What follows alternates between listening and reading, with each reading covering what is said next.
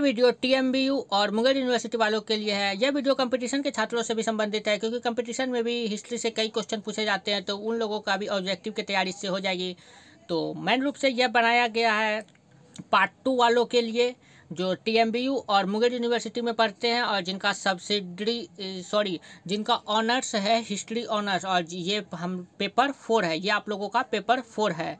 तो मुख्य रूप से यह बनाया गया है मुंगेर यूनिवर्सिटी वालों के लिए, क्योंकि आप लोगों को पता ही है कि मुंगेर यूनिवर्सिटी का ऑब्जेक्टिव बेस्ड एग्जाम होने वाला है। तो ऑब्जेक्टिव बेस्ड एग्जाम के लिए ऑब्जेक्टिव की तैयारी बहुत ज़रूरी है। तो अभी तक में कोई रेफरेंस बुक भी मार्केट में नहीं आया है, इसलिए हमारी टीम ने सोचा कि आप लोगों को ऑब्जेक्टिव सॉल्व कराया जाए। तो आप लोगों को इसमें जो है पेपर 4 हिस्ट्री ऑनर्स का, जो मुंगेर यूनिवर्सिटी में पार्ट 2 में है, उन लोगों का कराया जाएगा। ये आप लोगों का लेक्चर 2 है। तो इससे पहले आप अगर ने लेक्चर 1 नहीं देखा है तो आप लोग प्ले लिस्ट में जाकर मुंगेर यूनिवर्सिटी का क्वेश्चन पेपर एनालिसिस में देख सकते हैं, उसमें आपको वीडियो मिल जाएगी। तो आज हम लोग लेक्चर 2 शुरू करने वाले हैं। तो चलिए वीडियो शुरू करते हैं। आज हम लोग 20 क्वेश्चन डिस्कस करेंगे। सबसे पहले दिन हम लोगों ने 10 क्वेश्चन देखा था, आज 20 क्वेश्चन है, टोटल मिला के 30 क्वेश्चन। उसके बाद फिर 30 क्वेश्चन अगले दिन करेंगे, फिर 40, इस तरह करके 50 क्वेश्चन जाएंगे। और फिर जब 50 क्वेश्चन पूरा जाएगा तो फिर पर डे 50 क्वेश्चन करेंगे। इस तरह से हम लोग अपना टारगेट को अचीव कर लेंगे। तो फिर अब आगे देखते हैं। गोरखपुर क्रांति 1660 ईस्वी में हुई थी, गलत, मतलब ये आंसर आप लोगों का सही है। गोरखपुर क्रांति जो है वो 1660 ईस्वी में नहीं हुई थी। कब हुई थी? तो 1688 ईस्वी में हुई थी। गोरखपुर क्रांति कब हुई थी? 1688 ईस्वी में। जेम्स द्वितीय के शासनकाल में गोरखपुर क्रांति हुई थी। तो बिल्कुल सही है, जेम्स द्वितीय के शासनकाल में गोरखपुर क्रांति हुई थी। एक्ट ऑफ सेटलमेंट 1701 में पारित हुआ था। तो बिल्कुल सही है। एक्ट ऑफ सेटलमेंट कब पारित हुआ था? तो एक्ट ऑफ सेटलमेंट आप लोगों का 1701 ईस्वी में पारित किया गया था। विलियम तृतीय गोरखपुर क्रांति के पश्चात इंग्लैंड की गद्दी पर बैठा। तो ये बिल्कुल गलत है। विलियम तृतीय जो है गोरखपुर क्रांति के पश्चात गद्दी पर नहीं बैठा। तो कौन बैठा? तो ये गद्दी पर इसलिए नहीं, मैन शासन तो इंग्लैंड पर था विलियम तृतीय और मैरी द्वितीय का। तो गद्दी पर इसलिए इसको नहीं कहा जा सकता है, क्योंकि उस समय फिर राजतंत्र खत्म हो गया, फिर प्रजा जो आंदोलन की थी गोरखपुर क्रांति, तो इसलिए उसे आप लोग नहीं कह सकते हैं कि ये इंग्लैंड की गद्दी पर बैठा। लेकिन वास्तविक में राजा जो था वो विलियम तृतीय और मैरी द्वितीय ही था। अब क्वेश्चन 15 देखते हैं। तो ये इसका आंसर जो है ना बिल्कुल सही है, असत्य दिया गया, ये बिल्कुल सही है। और उस समय राजतंत्र खत्म हो गया समझिए, इसलिए मैंने राजतंत्र देके इसे क्रॉस कर दिया है। अब आगे देखते हैं क्वेश्चन नंबर 15। जॉर्ज प्रथम स्टुअर्ट राजवंश से संबंधित था। बिल्कुल ये आंसर आप लोगों का असत्य दिया गया, मतलब ये सही है। और ये विंडसर का किस घराने का था? तो ये जो है इसके बारे में जानकारी नहीं दी गई है। जॉर्ज प्रथम स्टुअर्ट के बारे में जानकारी दी गई है, अभी मैं आप लोगों को नहीं दिया हूँ। आगे जब मेन क्वेश्चन इसका करेंगे उसमें आप लोगों को बताऊँगा। विंडसर राजघराने से जॉर्ज पंचम थे, और जॉर्ज प्रथम थे विंडसर राजघराने से। ये क्वेश्चन आपसे पूछ सकता है कि जॉर्ज प्रथम किससे संबंधित थे? तो विंडसर घराने से। जॉर्ज द्वितीय ने किंग्स फ्रेंड्स नामक एक दल बनाया था। तो ये गलत है, किंग्स फ्रेंड्स नामक दल जॉर्ज द्वितीय ने नहीं बनाया था। और जॉर्ज द्वितीय को क्या कहा जाता है? तो जॉर्ज द्वितीय को जो है ना जॉर्ज अगस्त नाम से भी ये जाना जाता है। और ये जो जॉर्ज द्वितीय है वो हैनोवर वंश के थे। कौन वंश के थे? हैनोवर वंश के। और ये जॉर्ज 5 किससे संबंधित थे? विंडसर राजघराने से।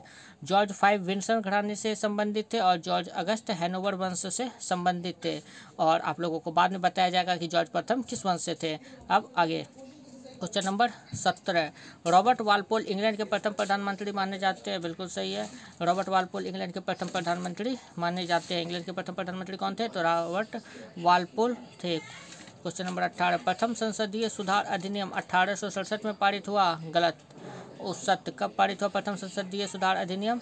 प्रथम संसदीय सुधार अधिनियम 1832 ईस्वी में पारित हुआ। आंग्ल जापानी संधि 1902 ईस्वी में हुई। बिल्कुल सत्य। आंग्ल जापानी संधि जो है वो 1902 ईस्वी में शामिल हुई 1902 ईस्वी में हुई थी। इंग्लैंड प्रथम विश्व युद्ध में शामिल नहीं हुआ था। बिल्कुल गलत है, इंग्लैंड तो प्रथम विश्व युद्ध में आप लोगों को शामिल हुआ था। और ये इंग्लैंड जो है वो मित्र राष्ट्र के साथ था, आप लोगों को पता ही है। और आप लोगों को मैं फिर से बता दूं, जेम्स प्रथम जो किस वंश से थे, स्टुअर्ट वंश से। देखिए आप लोगों का आंसर आ गया ना, जेम्स प्रथम किस वंश के थे, स्टुअर्ट वंश के थे। और जेम्स द्वितीय अर्थात जॉर्ज अगस्त वो हैनोवर वंश के थे, और जॉर्ज फाइव वो विंडसर राजघराने से के थे। आप लोग देख सकते हैं किस प्रकार तीनों में अंतर है। आप लोगों के लिए ये तीनों इंपॉर्टेंट है, आप लोग इस पर याद कर ले। क्वेश्चन से आप लोगों को कई क्वेश्चन बनाए जा रहे हैं, तो आप लोग इस पर बिल्कुल ध्यान दें। और ये देखिए, इससे 13 नंबर पर मैंने वेरीफाइड कर दिया है, तो ये आप लोगों के लिए बहुत ज़्यादा इंपॉर्टेंट होने वाली है, इससे सवाल आ सकते हैं, तो आप इसको याद जरूर कर ले। और इसका PDF कब मिलेगा, तो इसका आगे जानकारी आप लोगों को दी जाएगी। अब आगे देखते हैं। 1688 ईस्वी की क्रांति को गोरखपुर क्रांति की संज्ञा दी गई थी। क्यों दी गई थी, तो इसमें कोई हिंसा नहीं हुई थी। इसे रक्तहीन क्रांति के नाम से भी जाना जाता है। इसकी जानकारी आप लोगों को लेक्चर 1 में मैंने दे दिया था कि गोरखपुर क्रांति को रक्तहीन क्रांति के दर्जा दी गई थी, क्योंकि इसमें कोई हिंसा ही नहीं हुई थी, रक्त की एक बूंद नहीं बही थी।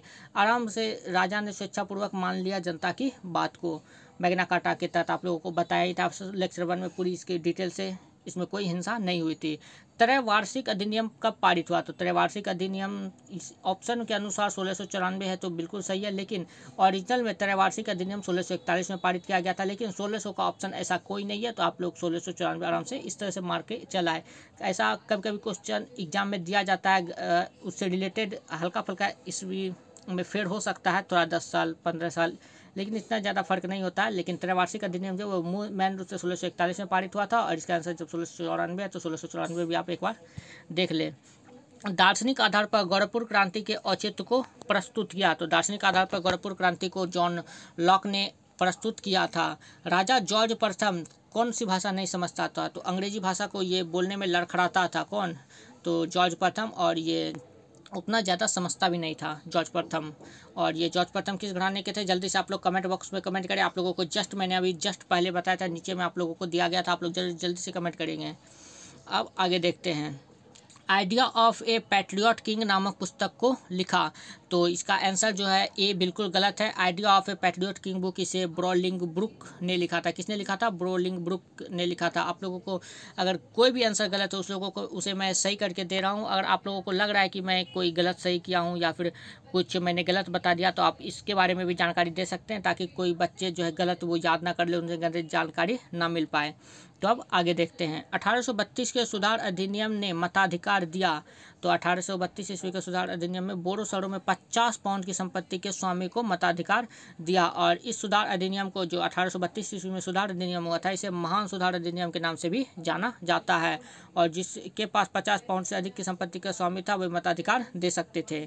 प्राइम मिनिस्टर शब्द का अर्थ होता है, तो प्राइम मिनिस्टर का अर्थ होता है सबसे महत्वपूर्ण मंत्री। प्राइम मतलब मुख्य होता है, मिनिस्टर मतलब मंत्री, तो सबसे महत्वपूर्ण मंत्री इसका शाब्दिक अर्थ हुआ प्राइम मिनिस्टर का, मतलब समझिए इसका हिंदी दिया गया है। डानिंग का प्रस्ताव कि राजा की शक्ति बढ़ गई है और बढ़ रही है और इसे कम किया जाना चाहिए, ब्रिटिश सदन द्वारा पारित किया गया। कब पारित किया गया, तो 1780 ईस्वी में पारित किया गया। कब पारित किया गया, 1780 ईस्वी में पारित किया गया। महिलाओं को ब्रिटेन में पहली बार मताधिकार दिया गया। कब दिया गया, तो 1918 ईस्वी में दिया गया। महिलाओं को ब्रिटेन में पहली बार मताधिकार।